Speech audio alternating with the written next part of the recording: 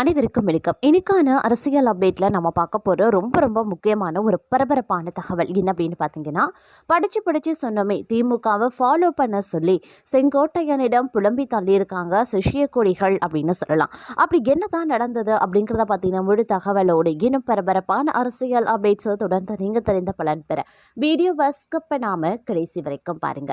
வீடியோக்குள்ள புகார்றதுக்கு முன்னாடி இது வரைக்கும் நீங்க நம்ம சேனலை சப்ஸ்கிரைப் பண்ணல அப்படின்னா உடனே சப்ஸ்கிரைப் பண்ணிக்கோங்க. அப்படியே பக்கத்தில் இருக்கக்கூடிய நோட்டிஃபிகேஷனுக்கான பில் பட்டனையும் ப்ரெஸ் பண்ணிக்கோங்க. சரி நேயர்களே, வாங்க வீடியோக்குள்ள போகலாம். அதிமுகவில் இருந்து தாவேகாவில் சேர்ந்த சில வாரங்களே ஆகியிருக்கக்கூடிய நிலையில் செங்கோட்டையனுக்கு விதிக்கப்பட்டிருக்கக்கூடிய கட்டுப்பாடுகள், அவருடன் தாவேகாவில் இணைந்த ஆதரவாளர்களுக்கு பதவிகள் வழங்கப்படாதது, விஜய நேரில் சந்திப்பதற்கே தடை விதிக்கப்பட்டிருப்பதாக கூறப்படும் சூழல் செங்கோட்டையன கடும் மன அழுத்தத்திற்கு உள்ளாக்கியுள்ளதாக அரசியல் வட்டாரங்கள் தெரிவித்திருக்காங்க. மேலும் தேர்தல் பிரச்சார குழு பட்டியலில் செங்கோட்டையனுக்கு 3ஆம் இடம் வழங்கப்பட்டிருப்பது அவரது ஆதரவாளர்கள் மத்தியில் கடும் அதிருப்தியை ஏற்படுத்தியுள்ளதாக தகவல் வெளியாகியிருக்கிறது. அதிமுக பொதுச் செயலாளர் எடப்பாடி பழனிசாமியுடன் ஏற்பட்ட கருத்து வேறுபாடுகளை தொடர்ந்து அக்கட்சியை விட்டு வெளியேறிய செங்கோட்டையன் நடிகர் விஜய் தலைமையிலான தாவேகாவில் இணைந்தார். அவருக்கு கட்சியின் மாநில நிர்வாக குழு தலைமை ஒருங்கிணைப்பாளர் என்ற பதவியும் வழங்கப்பட்டது. இந்த இணைப்பு தாவேகாவில் அனுபவமிக்க மூத்த அரசியல்வாதிகள் இணைகின்றனர் என்ற வகையில் அப்போது முக்கியத்துவம் பெற்றது. இந்த நிலையில தேர்தலை முன்னிட்டு தலைவர் விஜய் பிரச்சார குழுவை அறிவித்தமிருந்தார். இதுல முதலிடத்துல பொதுச் செயலாளர் ஆனந்த், 2வது இடத்துல தேர்தல் பிரச்சார மேலாண்மை பிரிவு பொதுச் செயலாளர் ஆதவ் அர்ஜுனா, அதனைத் தொடர்ந்து 3வது இடத்துல செங்கோட்டையன் பெயர் இடம்பெற்றிருந்தது.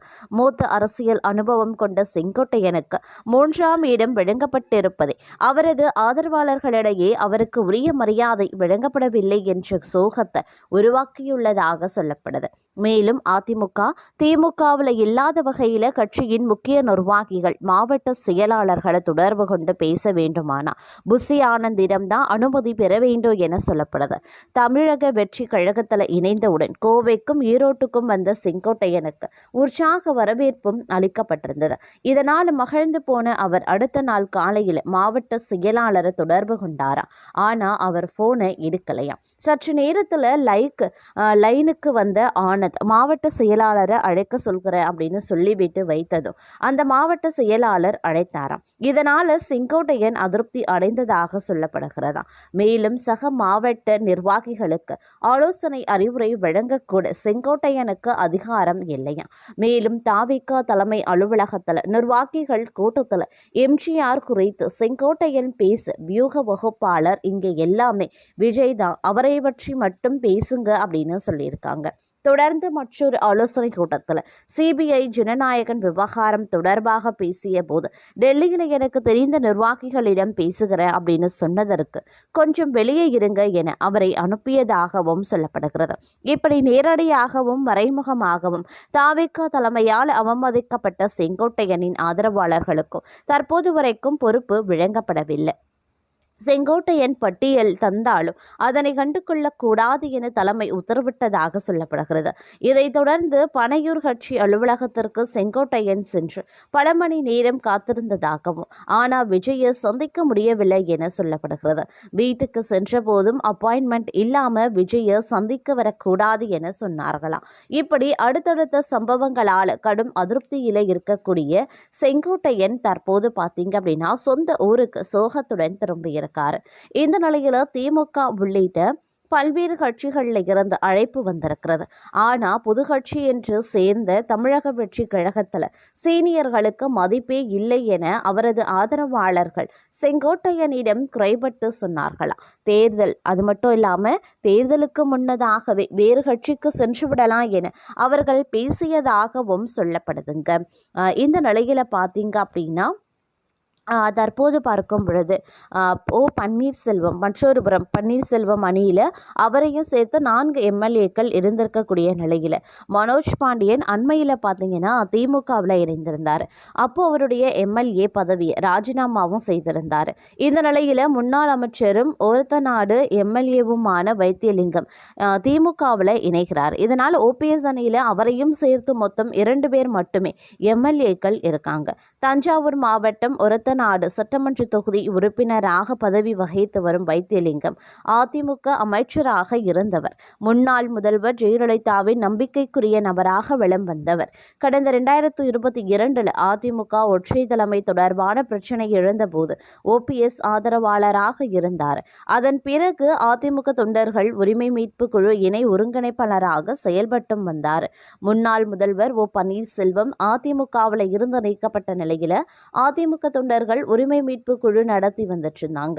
அதன் இணை ஒருங்கிணைப்பாளராக வைத்தியலிங்கம் செயல்பட்டார். கடந்த நவம்பர் மாத இறுதியில் நடந்த ஆலோசனை கூட்டத்தில் அதிமுக தொண்டர்கள் உரிமை மீட்பு குழுவானது அதிமுக தொண்டர்கள் உரிமை மீட்பு கழகமாக மாறியிருக்கிறதாக ஓ பன்னீர்செல்வம் முன்னிலையில் தீர்மானம் நிறைவேற்றப்பட்டிருந்தது.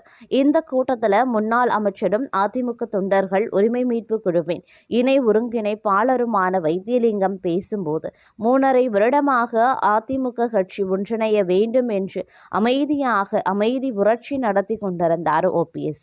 இன்னும் 1 மாதத்தில் கட்சி ஒன்றிணையவில்லை என்றார். ஒரு வியூகத்தை அமைத்து ஓபிஎஸ் தலைமையிலான உரிமை மீட்பு குழு கட்சியாக மாறி மாபெரும் வெற்றி பெறும். இன்னும் 1 மாதத்தில் நாம வெற்றியை நோக்கி செல்வோம் அப்படின்னு பேசியிருந்தார். இத்தகைய பரபரப்பான அரசியல் சூழல் வைத்தியலிங்கம் திமுகவில் இணைய உள்ளதாக தகவல்களும் வெளியாகியிருந்தது. முன்னதா அதிமுகவில் இருந்து நீக்கப்பட்ட முன்னாள் அமைச்சர் செங்கோட்டையன் தாவேகாவிற்கு சென்ற போதே வைத்தியலிங்கமும் தனது சட்டமன்ற உறுப்பினர் பதவியை ராஜினாமா செய்துவிட்டு திமுக தலைவரும் தமிழக முதல்வருமான மு.க.ஸ்டாலின் முன்னிலையில் திமுகவில் இணைய உள்ளதா தகவல் வெளியாகியிருந்தது. ஓ பன்னீர்செல்வம் தலைமையிலான அதிமுக தொண்டர்கள் உரிமை மீட்பு குழுவில் அவரையும் சேர்த்து 4 எம்எல்ஏக்கள் இருந்த நிலையில் மனோஜ் பாண்டியன் அண்மையில் திமுகவில் இணைந்தார். அப்போது அவரது எம்எல்ஏ பதவி ராஜினாமா செய்யப்பட்டிருந்தது. இந்த நிலையில் முன்னாள் அமைச்சரும் ஒரத்தநாடு எம்எல்ஏவுமான வைத்தியலிங்கம் திமுகவில் இணையவும் இருக்கார். இதனால் ஓபிஎஸ் அணியில மேலும் ஒரு எம்எல்ஏ எண்ணிக்கை குறைகிறது. இனி ஓபிஎஸ்ஐயும் சேர்த்து மொத்தம் 2 பேர் மட்டுமே. அவரது அணியில எம்எல்ஏக்கள் பன்னீர்செல்வம் மற்றும் உசிலம்பட்டி எம்எல்ஏ ஐயப்பன் ஆகியோர் மட்டுமே அவரது அணியில எம்எல்ஏக்களாக தொடர்கிறார்கள் அப்படின்னு கூட சொல்லலாங்க. அது மட்டும் இல்லாமல் தற்போதைய அரசியல் சூழலில் பார்த்தீங்க அப்படின்னா அடுக்கடுக்கான பல வியூகங்களும் பல விஷயங்களும் வெளிவந்த வண்ணமே இருக்க பெறுகிறது அப்படின்னு சொல்லலாம். ஏன்னா 2026 தேர்தல் சட்டமன்ற தேர்தல் நெருங்கி கொண்டிருக்கக்கூடிய சமயத்தில் ஒவ்வொரு கட்சியினரும் தங்களுடைய கூட்டணி குறித்தும் வெற்றிக்கான பாதையை குறித்தும் பல்வேறு வியூகங்களை வகுத்து வந்துட்டு இருக்கக்கூடிய நிலையில் இந்த கடைசி வாய்ப்பை பயன்படுத்தி கொள்ளுங்க, இதற்கு மேலும் எங்களால் பொறுமை காக்க முடியாது அப்படின்னு ரொம்ப கடுமையாகவே பேசியிருக்கிறாங்க ஒரு சிலர்.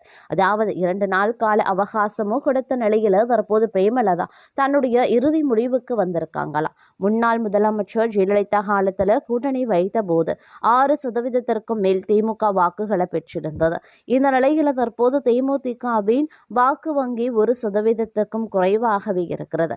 ஆனாலும் விஜயகாந்த் மரணத்திற்கு பிறகு தமிழகம் முழுவதும் தேமுதிக மீது ஒருவித அனுதாப அலை வீசுகிறது. இதற்கிடையே கடலூர்ல நடந்த தேமுதிக மாநாட்டை பிரேமலதா விஜயகாந்த் மிக பிரம்மாண்டமாக நடத்தி காட்டியிருந்தாங்க. அந்த மாநாட்டில் 1 லட்சம் பேருக்கும் மேலானோர் கலந்து கொண்டாங்க. இந்த நிலையில் அதிமுக, திமுக, தவிக என 3 கட்சிகளிடமும் பிரேமலதா விஜயகாந்த் கூட்டணி பற்றி பேசி வந்தார். தவிகவுடன் பிரேமலதா விஜயகாந்த் கேட்கக்கூடிய தொகுதிகளை ஒதுக்கி தருவதாகவும் அமைச்சரவையில பங்கு வகிக்கிறதாகவும் சொல்லி வந்துட்டுருக்காங்க. அது மட்டும் இல்லாமல் விஜயகாந்த் கேட்கக்கூடிய பிரேமலதா விஜயகாந்த் கேட்கக்கூடிய தொகுதிகளை ஒதுக்கி தருவதாகவும் அமைச்சரவையில் பங்கு தருவதாகவும் தேர்தல் செலவுகளை ஏற்றுக்கொள்வதாகவும் தமிழக வெற்றி கழக தரப்பில் சொல்லப்பட்டிருந்தது. ஆனால் தவிகவுடன் கூட்டணி வைப்பது தொடர்பாக பிரேமலதா விஜயகாந்த் ஒருவிதமான குழப்ப நிலை தான் நீடித்து வந்துட்டுருக்கு. தவிகவுடன் காங்கிரஸ் கட்சி கூட்டணி வைத்தா ஒருவேளை வெற்றி பெற வாய்ப்பும் இருக்கும். வெற்றி பெறக்கூடிய கூட்டணியில தான் இடம்பெற வேண்டும் அப்படிங்கிறதுல முடிவோடு இருந்தாங்க பிரேமலதா. இந்த நிலையில காங்கிரஸ் கட்சி தவிகவுடன் கூட்டணி அமைக்க வாய்ப்பில்லை என தெரிய வந்திருக்கிறது. திமுக தரப்பிலையும் பிரேமலதா பேச்சுவார்த்தை நடத்தி இருந்தாங்க.